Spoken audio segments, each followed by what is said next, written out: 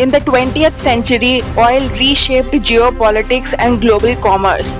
In the 21st century, data became the new crown jewel, driving economies and influencing power. Now, as we look to the coming decades, stable coins, which are a blockchain-based digital versions of traditional currencies, are emerging as the next game changer. They have the potential to power a decentralized economy, keep global finance moving with ease, and redefine how value is transferred across borders. But to understand why stable coins matter and what this video is all about, we first need to break down what they really are. A stable coin is a blockchain-based digital currency that is usually backed or pegged to a traditional asset, most commonly the US dollar, but sometimes gold or other currencies. This pegging keeps its value relatively stable, unlike the volatile cryptocurrencies such as Bitcoin. The main advantage is that the stable coins bridge the gap between the unpredictability of crypto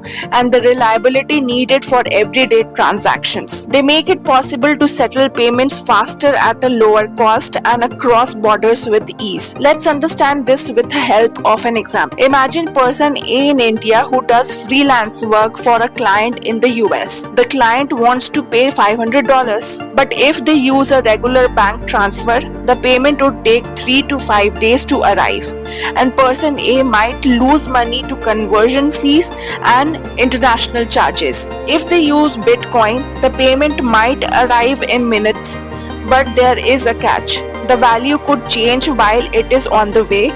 That $500 might suddenly be worth $470 or $530 because of Bitcoin's price swings. Now, if the client sends the money in US dollar stable coins, it arrives almost instantly, costs just a fraction in fees, and stays exactly $500 in value because it is pegged 1-to-1 with the US dollar. That is the power of stable coins, which is fast, predictable, and easy to use for everyday transactions. Stable coins, as the name suggests, it is stable in value and also help price predictability and protection against inflation. Now consider person B living in a country where the local currency is rapidly losing value because of inflation. Let's say price in the market go up, but if person B keeps his money in that currency, the same amount of money will buy less and less over time. But now if person B converts their savings into US dollar stable coins, the value is pegged to the US dollar, which is far more stable. So even if their local currency keeps falling, their purchasing power in stable coins stay intact. Later, when they need to spend, they can convert the stable coins back into their local currency at the going exchange rate, protecting themselves from inflation's worst effects. For people in unstable economies, stable coins can be more than just a payment method. They can be a shield against losing their hard-earned money to currency collapse. With stable coins, you get the speed and borderless nature of crypto, but without the fear that your money will lose its value overnight. This makes them practical for paying salaries, settling trade, and even buying a cup of coffee. Things that volatile cryptocurrencies simply can't do reliably. So we come to the question that where does the US stand right now on stable coins and digital currency? The US government hasn't launched its own digital dollar yet. Instead, stable coins in America are issued by private companies, and the stable coins are now pegged to the US dollar and backed by reserve assets.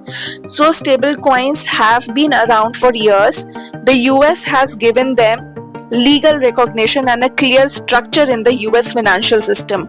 On July 18, 2025, the US President Donald Trump signed the Genius Act into law, which is officially called the Guiding and Establishing National Innovation for US Stablecoins Act. This federal law sets out clear rules and guidelines for stablecoins, creating a comprehensive regulatory framework and reserve requirements.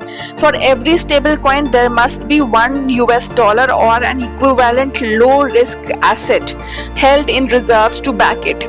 The goal is simple: to make stablecoins safer and more transparent and ready for mainstream use.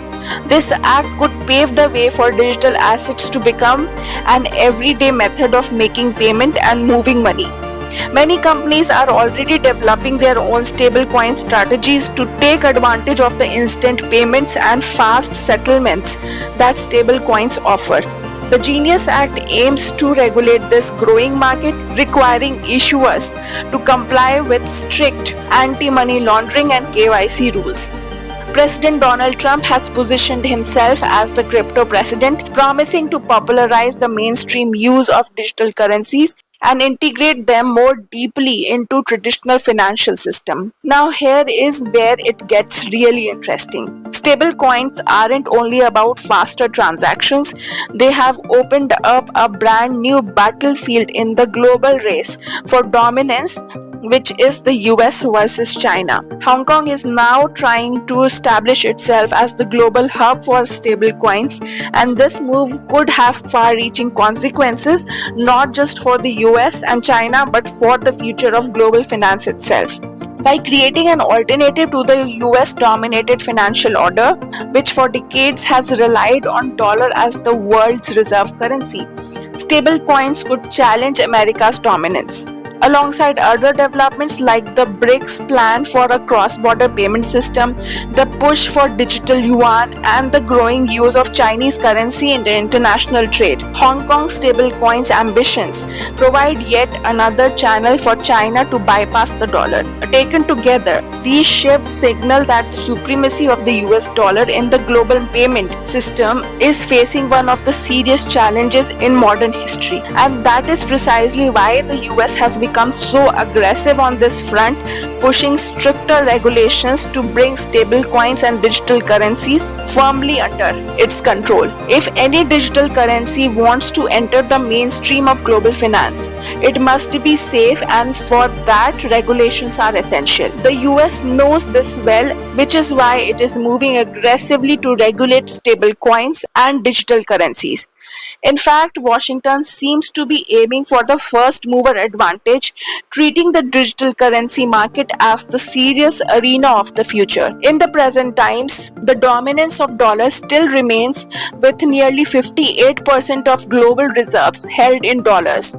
But America's increasingly aggressive trade policies and tariffs at levels not seen in more than a century have pushed away central banks to diversify into alternatives like gold. This may explain why the US feels the need to back the dollar-linked stablecoins as a way to secure American financial dominance in the decades ahead. There are also serious questions related to the quality of reserves that back stablecoins.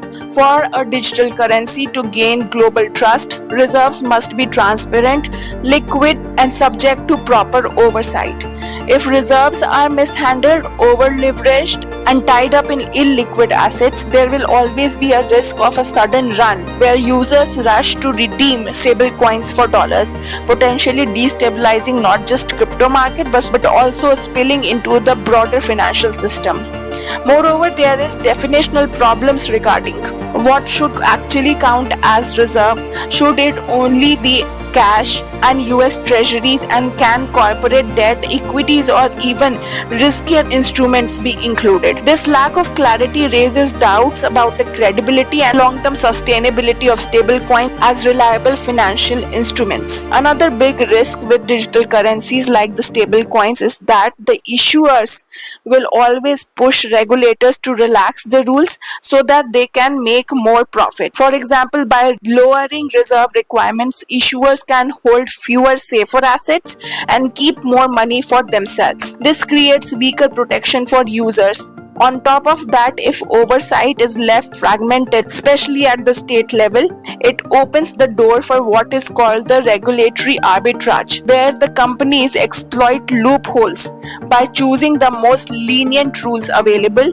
This makes the system riskier and less trustworthy. Policymakers also worry that stablecoins could be used for illegal activities like avoiding sanctions or financing crime. But beyond that, there is another big risk, which is is that if people start putting their money into stable coins instead of banks, it could drain deposits from traditional banks. Since banks rely on these deposits to give out loans, less money in banks could mean fewer loans to businesses and households. This could weaken the credit market, slow down the economic growth, and make the financial system less stable. Another big risk with stable coins is something called depeg. Stable coins are supposed to always be equal in value to the assets they are linked, usually the US dollar. But if the asset backing them loses value or becomes harder to trade, the stable coin can break its link and drop below its promised value. Stable coins may look like a safe alternate, but as we have seen, they carry serious risks like depegging,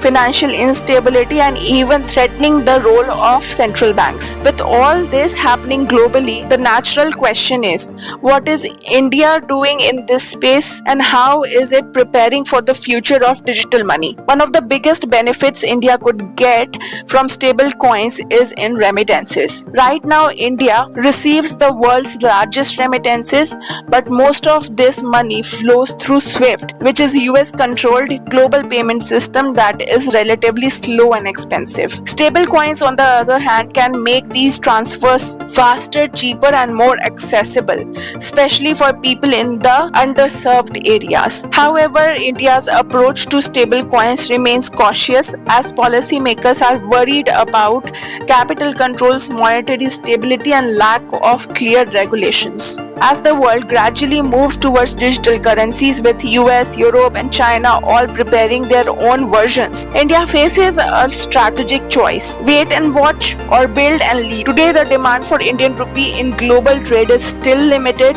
which makes India's position relatively weak. But this is exactly where stable coins can become an opportunity. Instead of relying on global stablecoins, India can issue its own regulated rupee-backed stablecoins, programmable, reliable, and integrated into the financial system.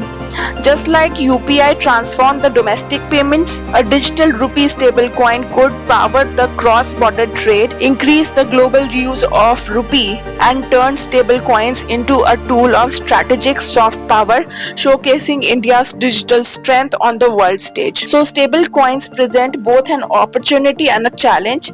They promise faster, cheaper, and more inclusive cross-border finance, but also raise deep questions around monetary sovereignty, regulation, and trust. As the world gradually embraces digital currencies, countries will have to decide whether to wait and adapt or lead and innovate. For India, the path is clear. By building its own trusted, regulated stable coins, it can not only safeguard its economy but also export digital rupee power globally. In the end, stable coins are more than just technology. They are the next frontier of financial soft power.